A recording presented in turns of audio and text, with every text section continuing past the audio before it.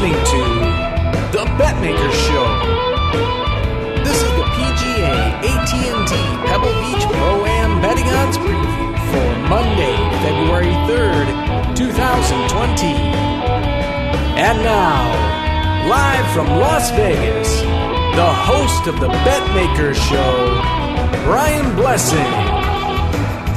All right, folks, here we go. Brian Blessing and Cameron Stewart in Las Vegas, ready to talk about the AT&T Pebble Beach. But we're not going to start talking about Pebble Beach. We're going to talk about the Waste Management Tournament, which wasted both Cammy and me. Yeah, we both had Tony Finau, who spit the bit. I mean, let's give Webb Simpson credit, man.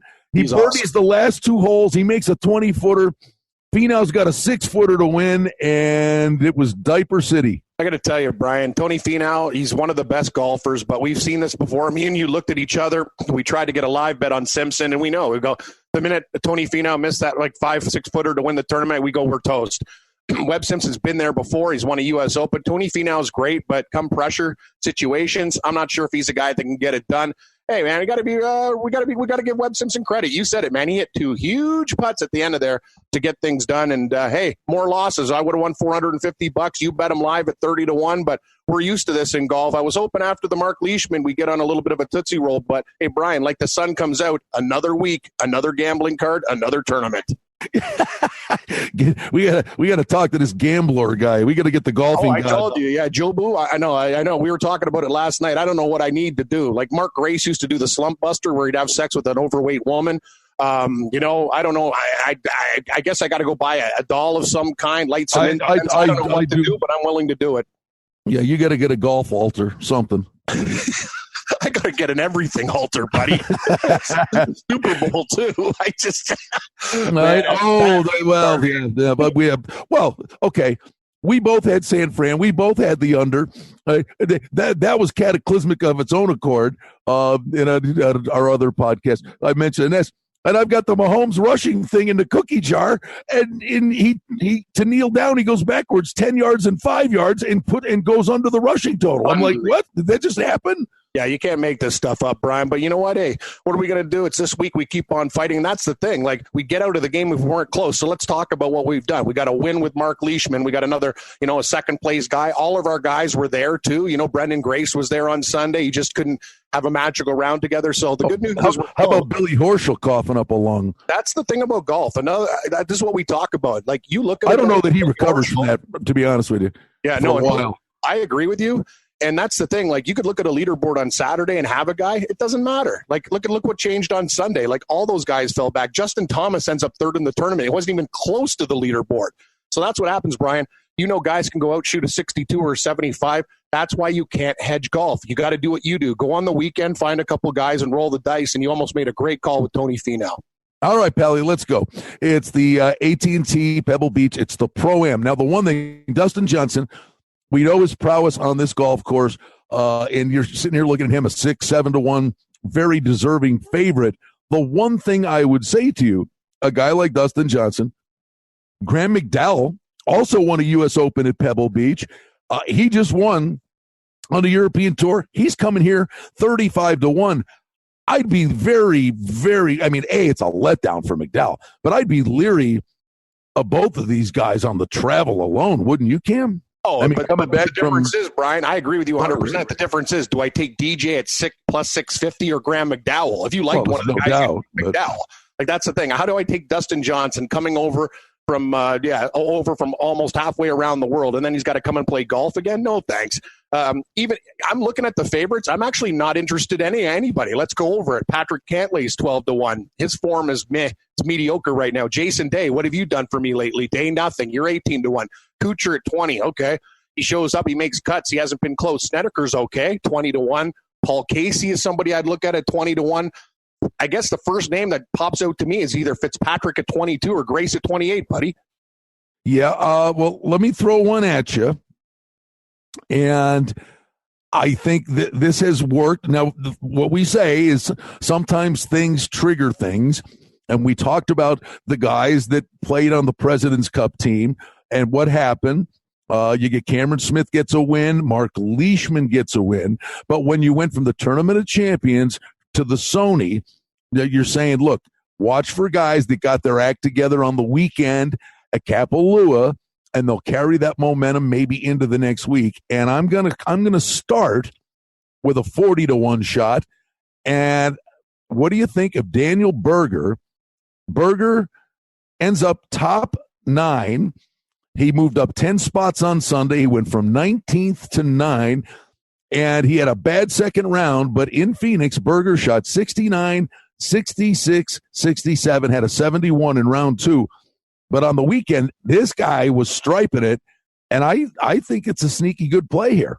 I agree with you, Brian. And there's another guy at a 40-1, Rafa Cabrera-Bello, I think, as world-class player, houses putter.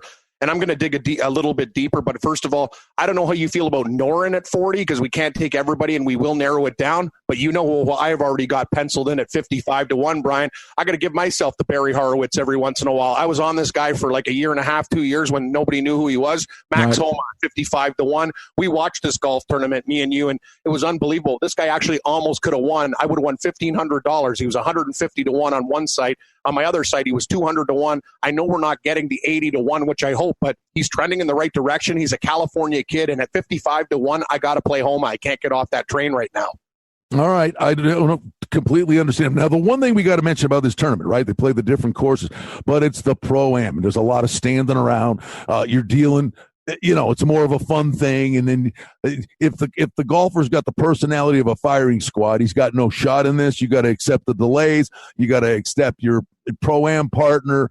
And if you go there to have fun, success could follow. So that's why Brent Snedeker does well. Like, he's a kind of pretty happy guy. That's the one thing I don't really think works for Patrick Cantlay. I'm not saying he's not a nice guy, but he's a very serious guy. You know what I mean, Brian? Like, you don't see him smiling very much. He's a guy that takes it really, when he was leading at the Masters, you know what I mean? Like, you saw his eyes pop out of his head. He seems like a good kid. Jack Nicklaus likes him, but he's very serious. Like, he doesn't seem like the type of guy we'd bring to a party, have a lot of cocktails with, and joke around. Like, he's a very kind of a thinker. I respect him, and I think he's one of the best golfers in the world. I'm just saying, I'm not sure if he's the type of guy that will work in this format. Do you agree? No, absolutely. Absolutely. Well, the one that let's not overthink this, right? I mean, literally, we'd never talk to each other again, and we'd never bet golf again if we didn't bet Pat Perez at 75-1. We would be complete idiots not to bet Pat Perez in this tournament. Yeah, I'm not going to say he's in good form, but he'll show up here too. Here's another one, Brian, in your neck of the woods in Vegas. Who else is playing great? Who's always getting close? Scott Piercy. His ball striking is world class. His putting is that's the only thing that puts him back too. He's 75-1 along with Double P. So I'd look at Scott Piercy big time. And another guy in that price range, Nate Lashley. He played great last. Well, yeah. So it's really hard to narrow it down. We can't take everybody in this tournament, but yeah, you got to play Perez in California for sure, buddy. Betmaker, let's make some money tonight. For outstanding information and special offerings and promotions, we invite you and encourage you to sign up for our newsletter today simply by going to the website at betmaker.com. And I got a home run for you, Pally. Oh, I'm looking. No. I mean, big grenade. No, this is the big barking dog. Are you ready? Rabies? Is he over 300 to run? It's up there. Take me to your leader, David Lingmerth. No. Yeah. Well, gee whiz, he got cut the last. All right, I'm doing it. I'm going to do it. Okay. Ted Potter. Oh, the wizard. Hainzer. Ted. Hey, Blessing, how you doing, buddy? I love you, man. I really come on my hockey show, man. I love having you on, buddy. Ted Potter. Hainzer looks like Ted Potter anyway. Inside joke for all our old producer, Brian Haynes. But Ted Potter Jr., the wizard, he's actually a good player, man. Well, he finished 7th at the Sony. Okay. He won this tournament 2 years ago. Interesting. Yeah, he does play well here. Right. And he's got that demeanor. I think he embraces this thing. And I think he enjoys every minute he's out there. But a guy that won the tournament 2 years ago, had a 7th inside a month ago, I don't think is the craziest 200-1 shot you've ever taken, you know? No, I like it. Yeah, he's around. The thing about Potter Jr., too, is he can go really low. You know, Brian, he's lefty, great player on, like, the mini tours, but people don't know. And when Ted Potter gets hot, he gets really hot. Like, I would like to take guys, like, in his price range, like a Duffner or a Kirk or whatever. These guys are just way off the radar right now. Ted Potter at least has game, and I like that. For a bomb play, I think that's really, really good. Another one that I would look at that price, probably, I really want to, no, I can't do it. See, Sean O'Hare's not in good form. Kirdash Alpha Barn Rat's 175-1, Brian, but we're off that train. It's kind of pissing money away. No, that'll be bad. That'll be bad news in the Pro-Am. He might take his partner out with secondary smoke. That's the best. You want to go to the buffet? Kirdash Alpha Barn Rat's got like 6 bags at In-N-Out Burger going and about 2 cartons of smokes on his cart. You're right. It's not going to fly. I don't think it's an overthink it thing. Wait a minute. Wait just a minute. Oh boy. At some point, you know, the price is no good. Dominic Maselli? No, the price. It's just not justifying the price. It's like the Sung Jae Im crap. You know, but Hovland played well at the U.S. Open. Yeah, the thing about Hovland is, here's what we got to do with Hovland. Like, he should be, in my opinion, 45 in the Russell Knox, Kevin Kisner range. He's 33. That's name value, right? But Hovland is going to win one of these tournaments. It's like that's why we're betting him.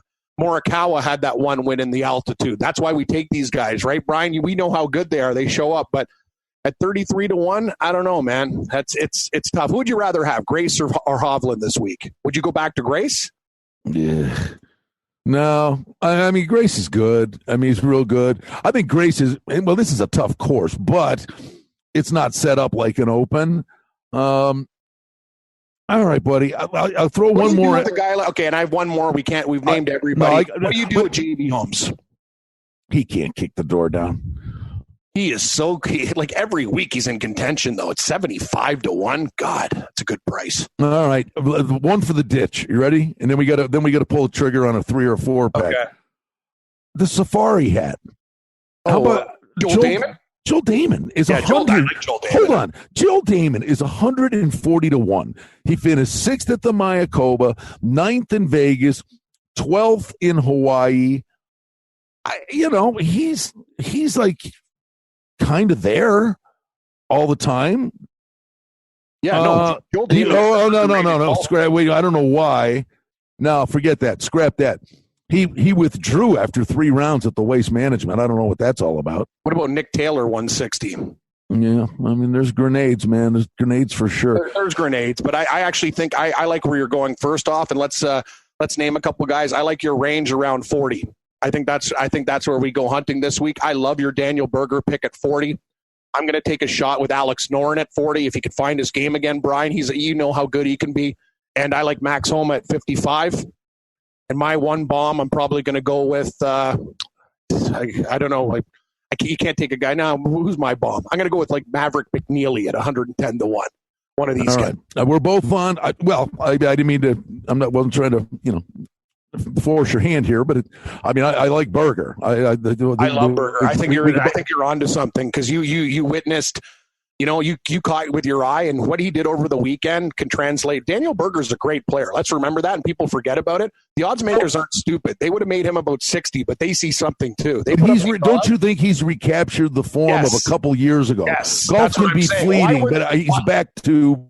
He's good. He's good, Brian. Like at our sports book, like Daniel Berger's at 40. That's what I'm trying to say is there's a reason they didn't put him with Chez Reavie, Scott Stallings, and Lucas Glover at 66, where he would have been. Mm-hmm. They see something. 40's a play. Sometimes you got to get on it. We wish we got a little bit more, but I'm on Berger time, baby. Chomp, chomp, chomp. 40. I love that pick by you. One guy we didn't mention, and memory serves. I think he does okay. And he looks like he's a miserable thing, but I don't think he is. He's a redneck and he's got the chaw tobacco going. Kisner could actually maybe have some fun in a format like this. All right, but we can't play everybody. So listen, I'm going Berger at 40. Cam, I'm telling you, buddy, danger. danger Will Smith, danger. I mean, you got to take Pat Perez. Yeah, I'll put Perez. Come on, I mean, all we said was California, and then he's done. Yeah, right. No, I'm in at Pat Perez for 75. As a friend, I'm telling you, take Pat Perez. Brian, as a friend, I need a lot of things, buddy. You saw me yesterday. I almost. Well, as a friend, I almost dropped you off on the shoulder of the highway. In 50-mile-an-hour winds. I had a nervous breakdown. It was tough, though, Brian. You got to feel my pain, though. I had really good bets there going. That was heartbreaking. But anyway, I did. Yeah, I digress. I had welts too. Daniel Berger, Pat Perez, and I gotta have that swing for the fence with Ted Potter. I love that Ted Potter at 200 to 1 too. I'll play it, Brian, just because you are, and I think he'll do really, really well in that format. And you know what, guys, is what we talked about, like Brian dipping into Tony Finau over the weekend. Brian, if we see something, a guy who's good, who's lurking between 4 and 6, will attack. That's and just as to wrap it up, that was for a betting strategy. We do this for you, and then hey, you're on your own, folks. But when you're watching, it's amazing on Friday night. You can get a quality golfer at a bigger price than he was to start the tournament. Exactly. And so on Friday night, I take a look, and you're sitting there, and what was it, Billy Horschel, and I don't know who else, whoever the hell else was up there. But I'm sitting there looking, and there were about 4 guys, 4 shots back, and I'm sitting there, and then I'm weighing the price against the return on, is it worth it? But of those guys, I'm looking going, well, Tony Finau is sitting here and is a guy that can go low. He shoots 62 on Saturday. By the way, he should have shot 60, Cam. He missed a 4-footer for eagle on 16 or on 15. And then on 17, he 3-putt for par. Sickening. Just like Max Homa. He left a lot of strokes out there, and you told me, I got to jump on that guy, right? And that's the thing. We watch the golf. So if you see a guy who's 4 shots back and go, wow, he could have actually had about 3 to 5 strokes better and missed like short putts or whatever. It's like, yeah, we get a good number. It's a great way to bet, Brian. I think the reality is, just again, wrap it up here, that, pick 2, 3, 4 guys like we say, and on the front end, and you get the bigger number, and you can get the balloon numbers, but then you're probably the reality of it. It's hard to pick the winner of a golf tournament. The reality of it is, now I lucked out, right? I had Leishman on the front end at Torrey Pines. That's great. Those are home runs. The golf season's a free roll because of that. But the lion's share of the money you will make doing this, give yourself a shot on the front end. But you're really going to cash a number by betting quality golfers 4 or 5 shots off the pace in that 30 to 1 range heading into the weekend. That's really that's where you're going to make the lion's share in matchups and all that. But I mean, to actually get the winner, the reality is you're identifying a guy on the weekend coming in. Beautiful strategy. No, and we almost hit it with Tony. I had him there. You had him there, Brian. Guy loses in a playoff, but we're going to get it, buddy, one of these weeks, and I like where we're going right now. So we're both dipping into the burger this week. Hopefully it's a tasty one. Not an In-N-Out burger, which we were discussing yesterday. Yes. Daniel Burger. What is the infatuation with In-N-Out burger? Oh, buddy, it's a hamburger. I don't want to. We could do a whole other show at the infatuation with the Popeyes chicken sandwich, where people are knifing them in the parking lot and stuff. It's like, I'm the king of fast food. I'm not killing anybody for a chicken sandwich. Anyway, we'll talk. We should actually do a food podcast, Brian. But anyway, if we did a food podcast, I'll tell you, we watched the Super Bowl together. Cam is like, honest to God, it's Shark Week when you sit next to he had 2 or 3 big plates of his own, and they go, oh, yeah, how's that shrimp? And then on my plate, grabs one of the shrimp. I get a cookie. Well, what kind of cookie is that? Here, take that. All right. You're drinking. I'm like, you know what? I'm not drinking, Super Bowl and, be smart. So I didn't drink it all yesterday. So I said, oh, I'll go to Starbucks and I get a caramel frappuccino. It's open bar. It's open bar at the place. I go get a Starbucks. Cam's like 13 vodka and tonics in, and he goes, oh, can I have some of that? Can I try that caramel frappuccino? I said, can you just leave this one thing of mine alone? You're right. I'm like the. I've never seen anything like it. It's like, give me more, Brian. Your face. Under the hey, waiting for scraps. Your face should be on the jersey of the Seattle expansion hockey team. With the octopus arms out, just yeah, with a hot dog in one arm, a steak in the other, a wing in the other. I'm the buffet squid for sure. And then halfway through the first quarter of the Super Bowl, King goes, now let me just show you what I figured out here. And I've seen it before, but you do play-by-play, and it should be a YouTube video. And give me one of the chicken wings. Give me one of the flats. I've figured out how, and it's unbelievable. He puts the whole thing in his mouth, and it comes out with just bones that are glistening. Yeah, like the cartoon, buddy. I told you I was in an eating contest, 72 in 10 minutes. I lost to one of Canada's best, like on the scene, like guys like Kobayashi and stuff. I was beating him for 6 minutes, Brian. But that's a story for another podcast. All right. Speaking of, hey, we always invite you to keep it right here. We got you covered this week at Pebble Beach, the AT&T Pro-Am. Let's make some money tonight. Well, that's the Betmaker Show for now. We publish multiple times each week. We'd like to thank you for listening, and if you liked what you heard, please take a moment to leave a rating and review, or subscribe to our show feed, or share our show with a friend or two and help us grow the show. We very much appreciate it. Visit us on the web at betmaker.com.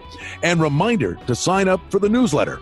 Thanks to our engineer, Darren Vandermolen, and producer, Mike Gallivan. The Betmaker Show is a production of Cardinal Marketing Incorporated. Betmaker is a registered trademark. Any rebroadcast, reproduction, or other use of this content without the express written consent of Cardinal Marketing Incorporated is strictly prohibited. The handicapping and sports odds information contained on this podcast is for entertainment purposes only. Please confirm the wagering regulations in your jurisdiction, as they vary from state to state, province to province, and country to country. Using this information to contravene any law or statute is prohibited. The podcast is not associated with, nor is it endorsed by any professional or collegiate league, association, or team. This podcast does not target and is not intended for an audience under the age of 18. If you think that you have a gambling addiction, stop this podcast now and please seek help. Gambling and betting on sports is a form of entertainment and should be about having a good time. But when done excessively, it may negatively affect other areas of a person's life, such as their physical and mental health, school or work performance, finances, and or interpersonal relationships. At Betmaker.com and the Betmaker Show, we're concerned about the addiction that gambling may cause, and for this reason, we encourage everyone to practice responsible gambling. An approach to gambling that helps you ensure that it remains an enjoyable activity. Here are the main principles of responsible gambling. Don't think of gambling as a way to make money. Always gamble with money that you can afford to lose. Set limits and stick to them. Never chase losses. Don't gamble when you're depressed or upset, and create a healthy balance. Always be aware of how much time you spend gambling or thinking about gambling. And do not allow gambling to cause you to miss out on time with family and friends or time spent on other activities you enjoy. By following these guidelines, gambling can be a good time and great entertainment. If you feel at any time that your gambling is taking away from important areas of your life, is causing you stress or depression, or is leading to financial losses that are beyond your control, please reach out for help. Learn more at responsiblegambling.org.